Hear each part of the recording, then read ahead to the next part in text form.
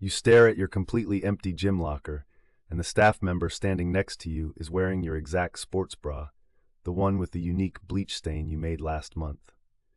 Rachel smiles sympathetically and asks if you're sure you didn't take everything home yesterday. Your heart pounds as you notice the bleach mark peeking out from under her polo. You say nothing, just nod slowly and tell her you must have forgotten. 6 months earlier, you joined Summit Fitness Center specifically because of its tight-knit community feel. Rachel was the first person to welcome you, showing you around with genuine warmth. She'd confided in you about her student loans, her sick mother, how this job barely covered her bills. You'd felt protective of her, even leaving extra generous tips during the holidays. Over the months, small items had gone missing, a hair tie here, a protein bar there. You'd blamed yourself for being forgetful, never suspecting. But now, standing there looking at your bleach-stained bra on her body, everything clicks into place. Every missing item, every time she'd been nearby when you'd opened your locker. You go home and check your bank statements. 3 sports bras, 2 pairs of leggings, running shoes, a smartwatch, protein powder, a designer water bottle. Over $600 worth of items in 6 months.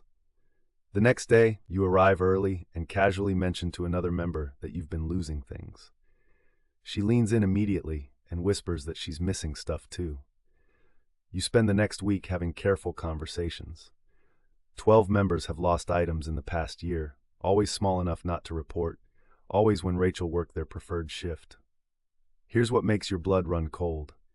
She's been wearing and using the stolen items at the gym, in front of the very people she stole from. The audacity is breathtaking. You could report her immediately, but you want something more. You want everyone to see exactly who she is. You convince the 12 members to each mark one item in their lockers with invisible UV ink: shoes, clothes, water bottles. Within 3 weeks, 5 items disappear. You document everything with dates and times, then request a meeting with Marcus, the gym's owner. He's skeptical until you show him your spreadsheet and explain about the UV markers. He agrees to bring a UV light to the staff area during Rachel's shift. You gather the affected members in his office, all of you waiting with held breath. Marcus returns 20 minutes later, his face dark with anger.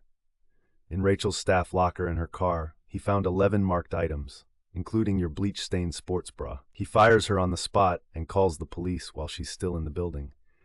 You watch through the office window as officers arrive, and Rachel's confident smile finally cracks.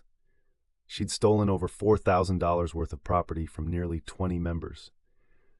The community she'd exploited testified against her, each one describing items they'd blamed themselves for losing. Rachel received 6 months jail time and was ordered to pay full restitution. But the real justice was watching her realize that everyone knew. All those months of wearing stolen clothes in front of her victims, and now they all knew. The gym installed cameras in locker room hallways and implemented a buddy system for valuable items. Marcus personally apologized to each member and gave you a year's free membership. You still work out there 3 times a week. Sometimes you wear that bleach-stained sports bra, the one that started everything, and smile knowing that one moment of attention saved dozens of people from her. Trust is precious in any community, and some people treat it like something to steal. What would you have done in my situation? Reported her immediately, or made sure everyone knew the truth?